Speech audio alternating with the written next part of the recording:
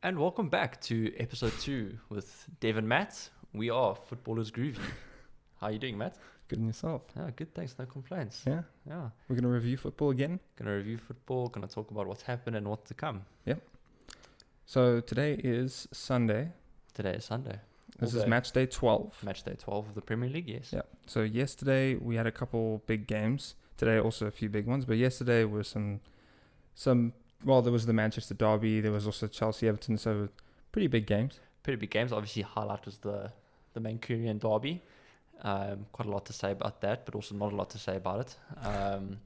I think the interesting game of the weekend was the Everton result. I think very few people would have seen that coming. Yeah. But obviously, first match was on Friday night, Leeds-West Ham. Surprising result for me. I thought Leeds might have put up a bit more of a fight than what they did. But at the same time, West Ham, they're moving up the table. They've got a decent side. They're playing good football. So I guess you could call it a good win for West Ham. Yeah, at the end of the day, a good way to start the weekend for them. Yeah, absolutely. And moving into, at the time, 5th on the table. So Correct. it's a good position for them to be in. No, very good position, especially now with the December run of fixtures coming. It's a busy time of the year. I think this is where they want to be, playing good football on a good form. I think they'll be happy. So that was Friday night. Then first game of yesterday was... First game of yesterday, I believe, was, if I'm not mistaken, it was the West Brom game. No, it was the Wolves-Villa game. Yes. Villa edging that 1-0. I think very even game. I think before this you were saying how both teams thought that they could win it, hence all the yellow cards and the 2 red cards at the end of the day. Yeah. Yeah, that just shows to me that's saying that those teams thought that they really needed to beat each other on that day. Because you're not going to throw out a few yellow cards against Man City or against a top team that you would concede a loss to. At least you'd be a little bit more open to a loss to. But those middle table teams are going to try and battle it out to try and get for that 5th, 6th, 7th position. So I see many yellow cards is a sign of that. Yeah, I think it's like you say, these mid-table teams, that they know that these are the matches that they have to win because these are their direct rivals in terms of the table. Not to forget, it was Mike Dean. He had a personal milestone of 3,000 yellow cards dished out. So I think he got a bit carried away there and dished out one too many. But like you say, good aggression, always good to see that on the pitch. Yeah, shows they want it, which is good. Yeah. Next game was the Newcastle West Brom game. Fastest goal of the season so far by Miguel Almiron. Yeah. Just under 20 seconds. So you can say they got off to a flyer there. And then that was it. And that was it for most of the game until because West Brom equalised fairly quickly afterwards, 15 minutes or so. Yeah. And then after that, it was kind of just as you'd expect from a clash between those kind of sides. Took a late winner in the 80th odd minute. But I think on paper, that's the result that you would expect. I think Newcastle, as they are, they're a bit up and down, but I think this is a game that they would expect to win. Yeah, no, I agree with that. Yeah. So then there was the big game. one. Yeah. Oh. The talking point, or maybe not really. Yeah. I think everyone would have liked it to be the talking point, but... Yeah, we saw a funny meme that kind of summed it up, which was that the reality versus expectations of the City or the derby, which was that you expect it to be Man U versus City, and it ends up being Burnley versus Stoke, which kind of sums it up right there. Accurate. Yeah, I think both managers set up not to lose. I think this was probably the most passive derby day I've seen from the two Manchester clubs. I think also one thing I found very interesting was the use of substitutes by both managers, both of them only bringing on one player. I would have thought in a match like that you would have tried shaking things up a bit more with a stalemate like that. So I found that quite interesting. You think it just means they're being more conservative? Yeah, they thought, don't change anything, just keep it as it is. I think so. I mean, both defences were doing quite well. Man United surprising with Luke Shaw especially, and Harry Maguire actually put in a decent performance for a change. But yeah, I think for me, man of the match would be Luke Shaw. Yeah, I know Kyle Walker was nominated for the actual man of the match, but I think Luke Shaw had a superb game. I think he was the heart of the defense in that game. I think he really put in a good shift. So he'll be happy. I don't know if Bruno Fernandes and Marcus Rashford will be happy. I don't think so. It was really just a midfield game, kind of the whole game. And if there was an opportunity, it didn't materialize into anything really. Yeah, I think for me, what my biggest talking point will be the Mahrez opportunity. I think he gets put through clear on goal by a brilliant touch by, I believe it was Kevin De Bruyne. Obviously, he takes it kind of on his weak side, on his right side, so chooses not to shoot, brings it onto his left, and by the time he's shot, there's two defenders in his way. De Gea is repositioned, and nothing comes of it. I think that kind of, whilst he's a world-class player, I think it highlights his ineffectiveness when it comes to shooting with both feet. I think he lacks the confidence to shoot with his right foot, which is surprising because he scored some decent goals with his right foot from similar positions. So I think that was City's biggest chance to win it. And I just think maybe his lack of confidence, not sure what to do, indecisiveness, cost Mahrez that moment. It was kind of strange. It was passive, like you said. I mean, most of the derby results have always had goals. Correct. So seeing 0-0 is quite weird. And it kind of transitions into what Roy Keane was saying about it being very, just way too friendly. Yeah, it was a very lackluster event. Yeah. I think Roy Keane expects to see this fire, and obviously we know sometimes you can get a bit carried away. Sure. This isn't the old times where you could be throwing fists around like that. But to some degree, I do agree with him. In a match like this, you need to show that aggression. Like in the Wolves game with Aston Villa, they know that these are their rivals and they go full out against them and they actually fight for those 3 points. It's just passion.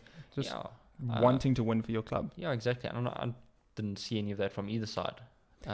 Just didn't. You've seen United put in good performances this season. You've seen City put in good performances this season. Today wasn't one of those days. Well, yesterday, sorry, wasn't one of those days. Yeah, I mean, I also agree with him. I think, especially in a derby match, you need to be hard and during the game. And after the game, you're just normal people and you can continue going on with life. And it's okay because a lot of those people have relationships with each other from previous clubs. And so you're not machines. You still know each other. But during the game, I would expect to see a real fiery passion, especially in something like a Manchester derby. Really, that's what I want to see, especially from Man United. Yeah, especially, this is their big game of the season between those two clubs. Obviously, maybe barring the Liverpool game for both teams, but this is the match you'd probably expect to see them going all out at each other. Yeah. I mean, just before the game, we were saying that we were expecting Man U to win, and we were saying how during this derby game, you see Man U play a little bit differently. They always come out a lot more in this game.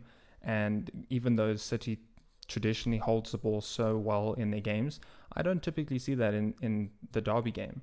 I always see Man U slicing through City like other teams don't. It's very weird. It's always been an interesting fixture. I think it's the game where United really come to the party and they show this is Manchester United. Yeah.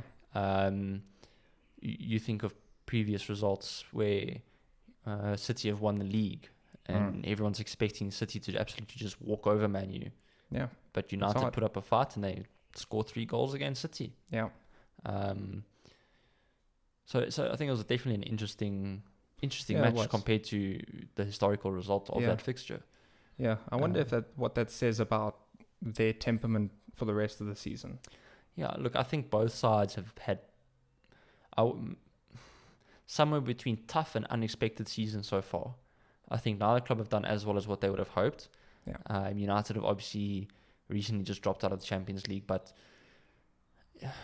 to put in a performance like that against another side who's also kind of not struggling, but also probably not playing as well as what they would have hoped, it's interesting. I think, like I said at the start, I think both managers set up not to lose. Yeah.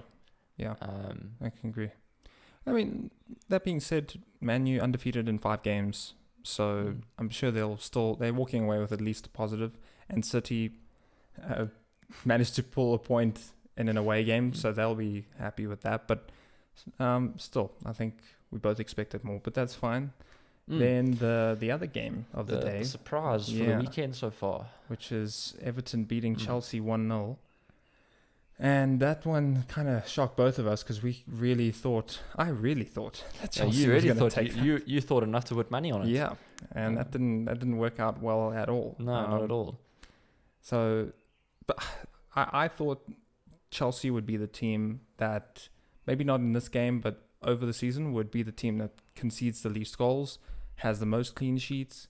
So if there's a team that's going to be tough defensively, it's going to be Chelsea. And that just wasn't the case in this game.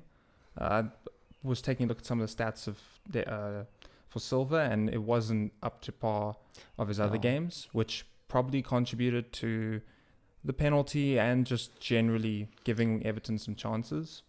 Yeah, I think it certainly wasn't Silva's best game he's had. But I think on the defensive side, Chelsea, they didn't concede from open play. Like you said, it was a penalty. I think it was, I'm not going to say a fortunate penalty. At the end of the day, it was a clear-cut penalty, but Mendy had the ball taken off his hands literally at the last second. So I guess you could say good penalty win for Everton there. Calm finish from Sigurdsson. I might debate the good penalty because it looked almost like a just malfunction in the goalkeeper's brain, because it was very weird watching that whole play where he runs out and he clearly cleans the attack out completely.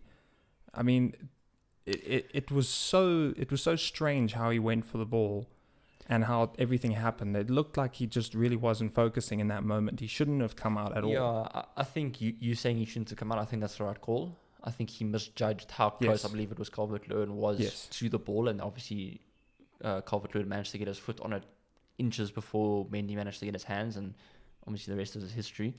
So I think a misjudgment on Mendy's part.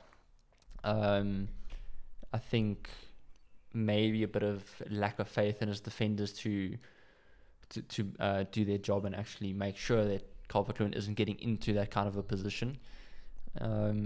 Sure, maybe that was on the cards. That was something they were actively trying to defend. But yeah, it just looked really weird. It looked like a really bad call, and something that I don't think has happened so far in the season. So it is a bit of a fluke, and I'm sure he'll learn from that. Maybe spending too much time with Kepa. Absolutely is. So I'd like to think it won't happen again. I'd like to think so. But that being said, other than that moment, I mean, Chelsea still looked like a team that was hard to press through, and they defend relatively well. And I still stick to that statement that I think they will be the team with the most clean sheets at the end of the season. Because they didn't let Everton through again, and Everton have got some classy players. They've got some good attacking minds in there. I also think Everton were lucky to come away with the win, because Chelsea hit the post a couple of times. Some brilliant free kicks from Reece James and Mason Mount. Some other good chances in there as well, saving it. Pickford, I think, maybe not on the top of his game. Misjudged a few. I know for Reece James's free kick, he started going the complete wrong way, thinking he was going to go to the near post, and James went far post. And to his credit, he pulled off a subliminal save. Same thing with Mount as well, got fingertip touch onto it. But yeah, I think Everton will be very happy with the 3 points. Yeah, lucky to come away with them, but at the end of the day, they're the team who won, so they'll be happy with it.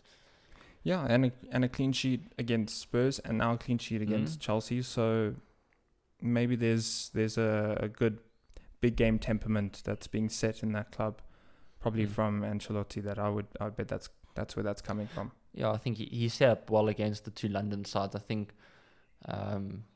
neither Tottenham nor Chelsea really looked like they were going to get past the Everton defence and Pickford.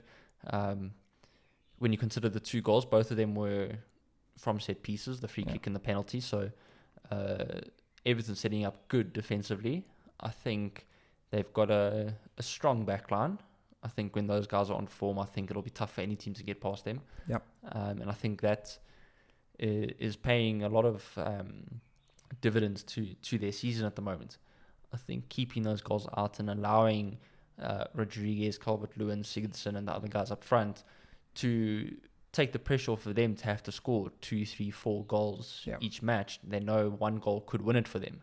So I think that's a big part of the success of their season so far. Obviously, they were top of the table at a point. They're playing well, had a bit of lapse in form, but I think they're finding their feet again. They're righting their wrongs, and they're looking good. Yeah, it's going to be interesting. I'm going to be paying attention to them in the next few games, because if they can keep it up, I mean, they'll be right up there at the top. Oh, 100%. 100%. A Merseyside derby right about now would actually be very interesting to watch. I think that could be one of the matches of the season if Everton managed to keep up their form. Yeah, no, I agree. Oh. So that's interesting. And so that was yesterday. Now for today, couple good games that we want to talk about. First one, well, right now is Southampton against Sheffield. Yeah, so I believe last time we checked score was checked earlier, and Southampton were dominating. It's currently half-time, 1-0 to Southampton. Shea Adams with the goal. If I just put up the stats quickly, 79.8% possession. Jeez, Southampton are absolutely dominating Sheffield at the moment. Sheffield have crazy. Had one shot, and it wasn't on target. Wow, okay. So we were speaking about this yesterday, and we both said that we think Sheffield, they've been so poor this season compared to the high standards that they set last season. So we both agree that Sheffield would be there for the taking for Southampton, and it's apparent that that's exactly what's happening for a team like Southampton to have nearly 80% possession. Yeah, that's unheard of. I mean, that's just complete domination. That's a training ground. Literally. I mean, yeah, because we said if there's, you never know when Sheffield's going to come and actually contest for the win. So it's hard to decide whether you think Southampton's really going to take it, because you would think that that's one of the teams Sheffield would actually target and say, we could probably beat these guys on a good day. Yeah, exactly. I think, like you say, all it takes is one game, and you never know which game that might be. It might be this game, it might be the next game, it might be the last game of the season, but it wasn't this game. Or it isn't this game so far. There's still 45 minutes, so hey, maybe they come back, but 80% is quite crazy. Yeah. Maybe there's a drastic change at halftime, but okay, so that's the game that's going on right now. It's just kind of going how we thought it would go. But the one that's coming up, which we're quite interested in, is the Crystal Palace Spurs game. It's the one I've got my on, obviously. Yeah, it's an interesting away game for Tottenham. Historically, Spurs struggle to beat Palace away from home. I was reading to you before we started that Spurs had a run of 5 games where they won 1-0. Yeah. And that was before the 2 most recent fixtures where Spurs won rather comprehensively. So Crystal Palace away, Tottenham struggle with that. I think it's not one of Harry Kane's more prolific fixtures, where on the other hand it is Heung-min Son's one of his, if I remember correctly, he's got 5 goals in 6 games against Crystal Palace. Obviously he scored the first game at the new stadium against Crystal Palace not too long ago. So I think, if I had to guess, I'd probably say a 1-0 or a 2-1 to Tottenham. I think that the way that Spurs are playing, it'll definitely be a Spurs win. But at the same time, this is Crystal Palace. We know that Crystal Palace like to fight against the big sides. And they also, they've lost 3 of their last 5 games, but the 2 games that they have won, especially when you think of the 5-0 one most recently, or the 5-1 one recently now, I think if they can get Zaha into the game, if they can get him dribbling and attacking down the wing, especially I think if Ben Davies is playing, I think they might line Zaha up against him, obviously on his unfavoured side. But I think if it's Serge Aurier Doherty on the right, I think they'd rather favour Zaha on the right side against than Ben Davies. Yeah. I think that could be their possible route to goal. A very interesting game to watch. I think it's going to be a tough one. Yeah, I think I'll probably go 2-1 to Spurs on this, but it is tough to call. It could also be a draw. I think a 1-1 wouldn't be surprising. So, but I would like to think that there's going to be goals, and if there's someone to score a goal, it should be Zaha in this game. Not only for my Premier League side, but because he's got 8 out of 9 goals so far in the season. So if there's anyone that you'd put your money on, it would definitely be him. Certainly from Palace, yes. Yeah. Yes. With your draw, I think the most recent result was a 1-1 draw. So could history repeat itself? I know last season was a tough season for Tottenham. So I think this one will see a Spurs win. Okay. I think if Palace are to get 8 points or even 3 points, then I think they'll have to have one of their games of the season. I think the way Tottenham are playing at the moment in the Premier League, they look there's a reason they are top of the table. Yeah. And if Spurs can manage to get the win, then they're taking advantage of the Chelsea draw. Big time. And the United City draw. Chelsea loss. Yeah, and the Man U draw. So they can further the gap. And Correct. then it just depends on Liverpool how they're going to play later. Speaking of the Liverpool game, they're obviously away to Fulham after the Spurs game. I can't see Liverpool losing that. Yeah, same. Fulham have looked very docile this season. Yeah. So probably 3-0, 4-0. 3-0, 4-0. I don't think Jota will play. I know his fitness is a bit of a concern. I don't think they'll risk him now before they play Tottenham in a week's time. Why risk him? I think if we even see the frontline trio of Salah, Firmino and Mane, that might even be interesting. Might give Shaqiri a run. Yeah, you could do Origi, Jones. Curtis Jones in the midfield. Might give a youngster in the back line. Yeah. I know their backup goalkeeper, Kelleher. I know he's been playing quite a bit now, so this might be a good Premier League game for him. I know he's played a couple of games now. I'm not too sure whether or not Alisson, what's the situation with him. But if there's a game to blood some youngsters and give them Premier League time against Fulham, I think is the one. It's interesting. I mean, you'd think, let the youngsters or the inexperienced get some game time. But at the same time, these are the games you really, really don't want to lose. 100%. Because every other big team is going to win this game. Or you should at least assume that. You should assume that the big four are going to beat this club. So don't risk it. Kill this game. Absolutely. Just get the 3 points. Don't risk anything. And even though that sucks because you do want to provide game time, I'm not sure. How do you... you'd think maybe if you're leading by 12, 16 points... I think then you could probably say, let's let guys get some game time. Yeah, it's tough, especially now with obviously, it's still early days in the season and the top of the table. It's all very tight. Yeah. So you don't want to. These are 3 points that you cannot afford to lose. That being said, there are a couple games that are going to happen during the week now as well. So it's going to be a tightly packed next few weeks. So that being said, you're going to need to rest guys because you can't play a guy every 2 days, 3 days. Exactly. Especially in Liverpool's case, obviously they've got Fulham now, so it's a good opportunity to rest players with the Tottenham game coming up next. So I think they're going to want as strong of a side as they can for that game. Obviously, especially no Van Dijk. So that's a big hole in your defense that you now need to worry about. So you need to then make sure that your attackers are firing to basically cover for that hole. So I think if there's a game to rest your players, I think it's this one. I think Klopp will have enough faith in his youngsters' abilities, or not even the youngsters, just the guys who don't get the week in, week out starting 11. Yeah. I think he'll have enough faith in them, and they certainly got the ability. I think if you just think of Shaqiri, the goals that he scored. I think this is the game to make those changes. I think Jota would probably have been the perfect game for him to play. I agree, yeah. But with his injury concern, I don't think I'd see him. Yeah. Maybe coming on at the end of the game, but we'll just have to wait and see. Yeah, so then that's the second game that we're most interested in. There's one more game. There is one more. Well, there's 2 more games. Two more games. The first one is Arsenal against Burnley. We haven't talked too much about it, and I'm based on how Arsenal's playing. I would give Burnley the benefit of the doubt in this and say that I think they honestly could put up a fight. I think when you consider how Arsenal played against Tottenham last weekend, I think they were never really in the game. Yeah. I think this whole season has kind of really been nothing but ups and downs for them. Thomas Partey, one of their midfield powers, is limped off at half-time. So he's likely to be a miss. But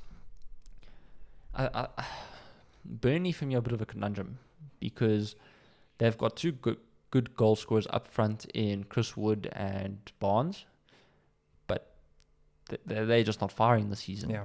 And I think that's just due to a lack of creativity in their midfield. They've got strong midfielders who can put in a shift, but not guys who can play that killer pass that opens up the defense, which I think is why they set up on the counter-attack so often. But yes, I agree with you. I think the way that Arsenal have been playing, if there was a chance of Burnley to nick and score a late goal, get 3 points, I think it's now. Yeah, and if you're saying that they're going to mainly go off the counter-attack, then that's following basically what Tottenham was doing to them in the previous week, which worked. Which worked very well. So, who knows? I mean, maybe that lands up getting them a win, but yeah, I honestly can't say what's going to happen with Arsenal, how they've been playing. They might dominate the game, but they might lose it. Yeah, I think it's going to come down to actually just how well Arsenal play. Yeah, pretty much. That's the only deciding factor, is whether or not Arsenal show up or not. Yeah. I think they will. I think the players will know that they need to bounce back. But that being said, the way that the season's gone for Arsenal hasn't put a lot of faith in them for me. Yeah. And that's coming from the neutral side of me. Sure. No. Okay. What's the last game of the day? The last game of the weekend is an interesting one. It's Leicester at home to Brighton. That's a good game. That's good. I mean, I would expect probably a goal from each side. I would think so too. I think there's going to be goals. Maybe 2-2. I'd go 2-1 to Leicester. Okay. I think just the quality of players that they've got are good enough to beat Brighton, despite the fact that Brighton have been fighting against the big sides. Yeah. They've had some interesting results. I think they know how to actually set up. Also largely on the counter-attack, but they're also comfortable in possession, so they're very nice sides to actually watch. Yeah. Solid in defense as well. They've got some very good defenders. Unfortunate thing for them is when they get opened up by an attack, they get opened up by an attack. And then it gets ugly for them. So I think if Brighton can keep it together at the back, I think they stand a good chance. Especially against Leicester, who've had a topsy-turvy season so far. I'd still put money on Leicester winning, simply by the fact that they've got the players like Vardy and Maddison up there who can score goals, and then you've got Tielemans and Harvey Barnes and the likes. So I think it'll be an interesting game to watch, maybe one of the more entertaining ones of the weekend. Yeah, definitely. But I definitely think Leicester will come away with the 3 points. This is the derby that we were wanting to see. This is the so-called derby we wanted to see. So, yeah. Okay, well, I think that's going to be an interesting game. Likewise. And so that's the sort of wrap-up of the Premier League for the weekend. Yeah. So, what else has happened in the previous week? I actually wanted to have a little debate about this one topic with you. Is I saw some stats about Kevin De Bruyne and Bruno Fernandes, just comparing them since Fernandes joined United. Yeah. We're talking about, not just the season, since he's joined. Since Fernandes joined. Okay. And those stats of passing, shots, goals, assists, chances created, minutes played, Fernandes has been by far the superior player. But now we obviously know De Bruyne's caliber. We know what he's capable of. We know the kind of player he is. And now this kind of then ties into the debate that we were having last weekend about how is De Bruyne and Manchester City going forward now without David Silva in the midfield? Obviously now De Bruyne is carrying the full creative burden on his shoulders now. And is that now becoming a bit too much for him? I think in this derby it showed a little bit, at least I might be wrong, but it's a weird thing to look into, but De Bruyne's body language in the game looked off. Yes. A lot of the time when he'd make a pass or he'd be just linking up and building up play and one of the other teammates would lose the ball, he'd flail his arms in the air and you'd see how frustrated he was, and which is understandable. Obviously, you have high expectations on yourself and your teammates, sure, but I mean, you'd rather want to see him get off, push on the defender, try win the ball back, up the intensity, motivate your teammates, because he's one of the more... He's certainly one of the leaders in that group. Exactly, he's a leader in that team. So with the new players that are coming through, or the lack of other leaders in the team, you'd want to see him kind of stand up and I think lead the press, or that might not be his role, but at least in morale, to lead the team in that sort of way. And he wasn't doing that for me. He looks really frustrated, to be honest. And I think that has a toll because you don't see that with Bruno. He doesn't look or doesn't portray that same sort of body language as De Bruyne does. Sure, that's just in recent games, but I mean the stats, you could say, speak for themselves. It does prove the point that if you're going to pick a guy based on numbers, it's going to be Bruno, of course, 100%. just purely based on numbers.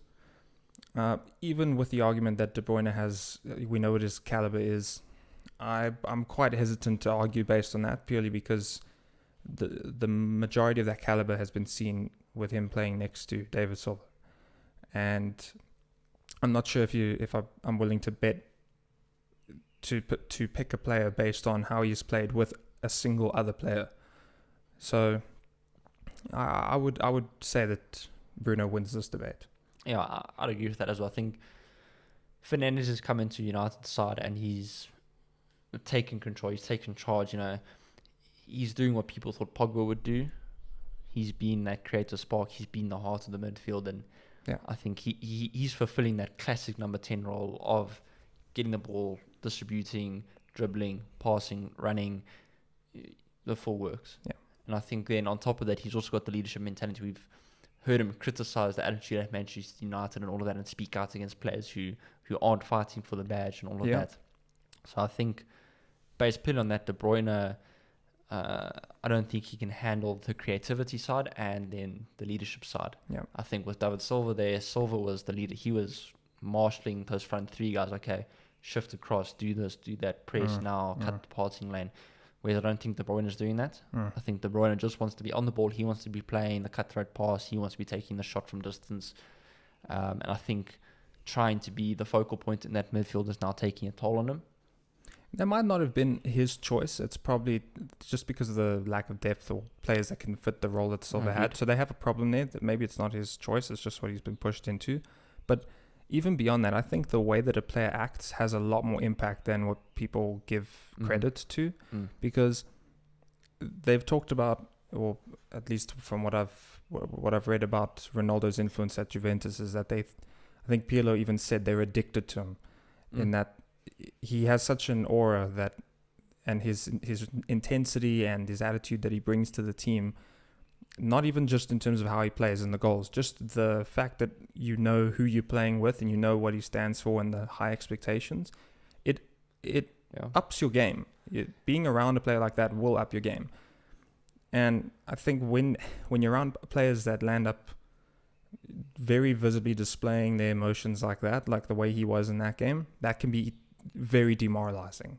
Yeah. So purely based on that, not even goals, not stats, anything, purely based on that, I wouldn't want to have a player like that in my team, because the impact is not only on him, but it will spread to the rest of the players.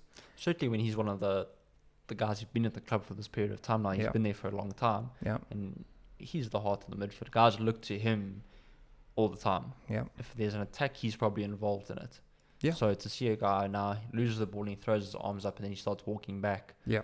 No, it's completely demoralizing. Yeah, you hate to play with guys like that, because it makes you feel like you got to double your workload to cover for him. But then he's not doing the runs, and if he gets the ball, he's in a good position. He gets the goal, he's the glory boy. But he's not putting in the same defensive shift, and that's just as important. Winning back the ball, I mean, it takes a lot of effort, and it's demoralizing to press just by yourself. So I agreed. I think it's tough though, because he is one of the veterans at City. Yeah. So I'm not going to say he's undroppable, but I'm sure Guardiola doesn't want to drop him for that reason. I mean, you can't drop someone with that quality. You expect him to be not necessarily the match winner, but you expect him to be the unsung hero if he's not being the hero. So I don't know if it requires just a strong talking to from Pep, or if he needs another player to come in alongside him. I think that's it. He needs another player. I think he really does, because I don't think that it's all on him. I think it is the situation City's in, and they need to have another creative player next to him. I think so, because it just doesn't look like it's working, and it is a little bit unfair to take someone who's been used to that position and who's been used to being in a role that is to deliver certain kinds of passes, to be involved in certain plays, and now you're just shoving him into the deep end. to take over both roles that he previously was just doing one half. So I think they need to get that other half in, and it'll benefit him a lot, I think. No, I agree with that. I agree with that entirely. So that in that sense, you could argue that while De Bruyne being put in the right place will make you change your mind, because his stats have been really good in some seasons. No, they have. They've fantastic. Been outstanding. So, I mean, player of the season sort of caliber. So obviously he's a good player, but probably just smarter or wiser use of him is what's required. Do you think he'll leave City? Yeah, it's interesting. I mean, with the old age home that is now occurring at Real Madrid, I think there's opportunity there. The last time Real Madrid seriously invested in a new addition in their squad was Hazard, which I don't think was the investment they were hoping to have pay off. City hasn't received the returns they were hoping for. It hasn't gone really according to plan. But they need someone to come into the midfield.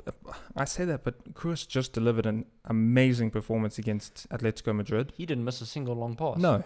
100% 9 out of 9 passes. Fantastic long balls. Yeah. I mean, and De Bruyne is the guy who will do the long balls. So where does he go in? If Kroos can still deliver 100% pass accuracy, what will De Bruyne do? Because I think him and Kroos are very similar in the role that they would play. If De Bruyne were to go to Madrid, he would play in the same sort of position as Kroos, not Modric. Because Modric is what David Silva was doing. Modric is the proper box-to-box midfielder, which, whilst De Bruyne can fulfill that role, I don't think that's where he's at his best. I think he is good in that number 8 kind of position, where he can literally receive the ball, time and space, and play the pass to perfection, like Kroos does. Yeah, and that being said, I mean, because Kroos' stats are not exceptional. They're not... he doesn't score more than 10 goals a season. He doesn't score, or he doesn't put in a lot of assists, but he does create a lot of chances.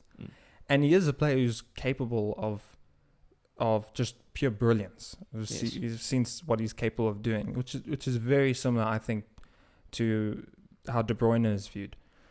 I would say that if he were to leave, he would go to Madrid, but that position needs to open up. So I don't know, because right now Modric is the one that I think is the most the player that, he's 35 years old, so he's the one who's going to go first. Yes, and naturally, and I think Kroos is 33, so he will go, you'd think, after Modric. So that's the first position they need to fill. But I think they're going to fill that from within the club. I think so too. But anyways, yeah. So I think he might leave the club. But it's tough to tell. I actually don't know what his contract says right now, how many years are left on it. Maybe it lines up that he does go to somewhere like Madrid, but I don't see any other club, really. I think Barcelona, they're obviously having a very tough season at the moment. Their midfield is comprised of primarily just youngsters. Yeah. I think Frenkie de Jong is the leader of that midfield, and we all know how young de Jong is. So I think maybe you could see De Bruyne going there. I don't know if that's necessarily his kind of a club. I don't think so, but maybe they offer him a good contract. With the way things are going at Barca, doesn't look like the best place to go to be honest. I also think Messi won't be around for much longer either. I think he's going to force his way out. I think this is the last year of his contract, and then he's a free agent, and he's going straight to City. Maybe that is what keeps De Bruyne at City. Could be. He could be the perfect guy to play against. I mean, yeah. So I'm not sure, but certainly it would be interesting to keep your eye on. Definitely interesting. Yeah. So then something else I also wanted to bring up was the conversation around the FIFA Men's Best Player Award, because now the finalists have been revealed, and that being Cristiano Ronaldo, Leo Messi, and Robert Lewandowski. So you mean Lewandowski? So in terms of stats, I was looking at the stats. And across all competitions, Lewandowski has the most goals. Yeah. Messi has the most assists. I think it was 26 assists in... We are talking about the year 2019 to 2020, that season. So over that season, Lewandowski scoring 15 goals in the Champions League. Half of them against Tottenham. Fair enough, but I mean, it's an unbelievable number of goals to score in the Champions League. So 100%. I think... And being one of the pivotal, if not the most important player in Bayern Munich's win of the Champions League. Yeah. So I think Lewandowski is the player that should be awarded FIFA Men's Best, or the best men's player in this kind of competition. He is the player that a lot of fans were calling for to win the Ballon d'Or, and then for some mysterious reason, we now don't have a Ballon d'Or for that calendar year, but this should be his award. It should be. I think whether you look at it from the sentimentality award of him not getting the Ballon d'Or, or from the pure statistical side of the performance that he put in, I can't see Ronaldo or Messi taking it now. No. I think Lewandowski's performance, obviously granted all three of them are forwards, but they all play in different positions. You could line them up in one side and each of them would play in their own natural position. That would be a team I'd be scared of. But I think because Lewandowski doesn't just score, whether it's assisting or then just holding the ball up and creating the goal, is something that you want from your striker. You can play as a false nine, or you can play as the out-and-out striker and get on the end of the ball and finish it. Yeah. So I think also he's also in his 30s. He's not a young striker anymore. Yes. So for him to be putting in performances like that, similar to Ibrahimovic at Milan now, he's got new life in him now. Yeah, and we know how old he is. So I think based on the season that he's had with Bayern, it has to be him. Yeah. I think it really does. Bundesliga, Champions League, can't quite remember. I think they won the DFB Pokal as well. I might be mistaken. I'm not sure, but he did score quite a few goals in that competition as well. So I think based just purely off the numbers, you have to give it to him. Mm-hmm. So just in that calendar year, he scored, I think it was 71 or 72 goals. Or didn't score, but contributed. So goals scored and assists combined, it was like 72 for that season, which, if you ask me, that's the season of his career. It's the best season he's ever had. If you don't get the Men's Player of the Year award for that, then what do you have to do? Yeah, and I mean the only debate. So Ronaldo doesn't come close in this. As much as I want to say that he deserves it, unfortunately, Lewandowski beats him in all the categories. Yeah. So it's hard to argue that Ronaldo does deserve it. Even with his involvement in the Nations League and with Portugal, I can't see it. The only real debate is Messi's assists, because Messi put in 26 assists in that season, and he scored, I think it was 33 goals across all competitions, a total of 59, I think it was.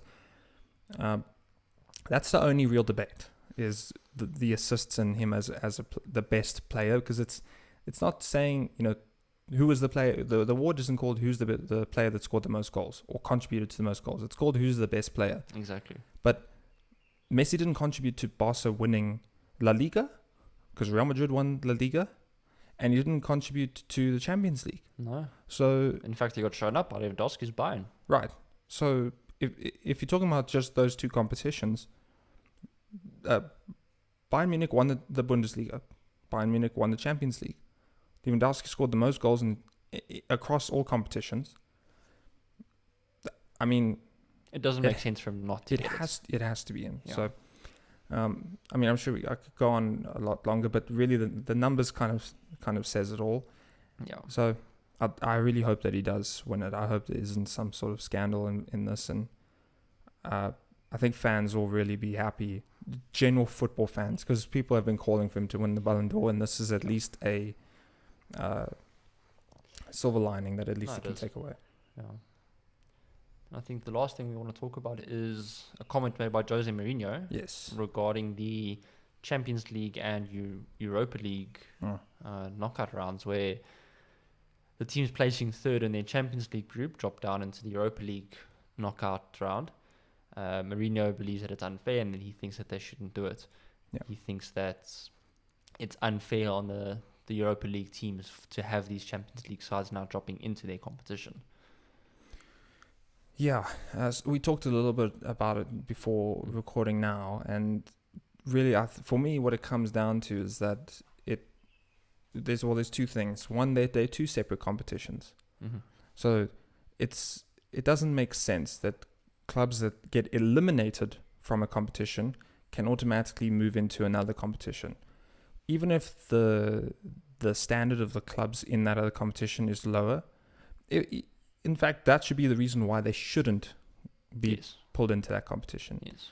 I mean, all it is, the only reason that they're doing that is just because of money and because they want to keep the larger clubs winning the prize money of that competition. So, like I was saying, that if those clubs did not get put into that competition, then you have a whole bunch of lower tier teams that are now, they're in the Europa League for a reason. They're lower tier teams. You've got teams from other leagues that are the non-traditional leagues like the English League, the Spanish League, Italian, German League. You're getting other clubs that are coming through that have the potential to win it. You saw Ajax, well, even though that was in the Champions League, the point is that there are clubs that can just surprisingly win that league and take home the prize money with it. No, you just need to look at Sevilla. Yeah, sure. They're a strong Spanish side, but it's still prestige. It's still prestige. So money's still being kept within the Spanish league. Yes. It's favorable to FIFA to keep it in those leagues.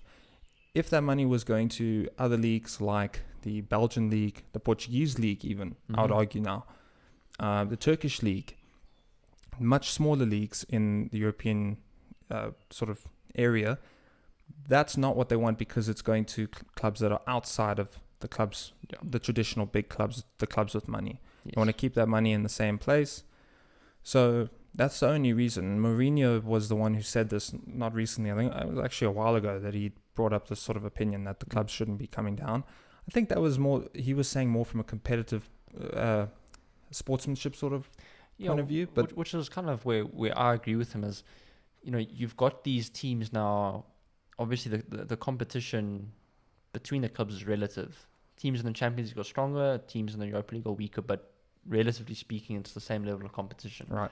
So now you have a club like I was mentioning before in the Royal Antwerp's situation. They were top of their group ahead of Tottenham for a long period. It was only on the last match when they lost to Spurs that they finished second in the group. So they're now advanced and they either get drawn against a side who finished top of their group from the Europa League, or they get drawn against now a team coming down from the Champions League. So now is it fair for them to basically have a 1 in 2 chance to play a team who's now just come out of the Champions League, a team who failed to qualify from their group? Yeah. Now, the fairness in that, in terms of competition, is, for me, makes no sense. Because that's basically eliminating one of the weaker teams from the Europa League and saying, sorry, you have no chance. It is. Even though, in like Royal Antwerp's case, they had a good group stage. Yeah. So you'd think that in a traditional competition that they would, based on coming second in the group, deserve to go further. But now it's kind of just solidifying their fate that, well, I mean, if they're going to play against the top teams, then of course they're going to get knocked out. Exactly. So in that sense of fairness, no, it's absolutely not fair. But there's a lot of other things that's at play as to why those clubs are being dropped down. But like we were saying with the other league being created, but that was a situation where I think it was 100 clubs would play and the winner of that would qualify for the Europa League. Yeah, it'll basically be like you've got 3 tiers. You've got the Champions League, you've got the Europa League, and then you've got this, I think that they call it the Europa Conference or something like that. Yeah. So I think it's just going to be Europa League 2.0, obviously now just with the much smaller clubs.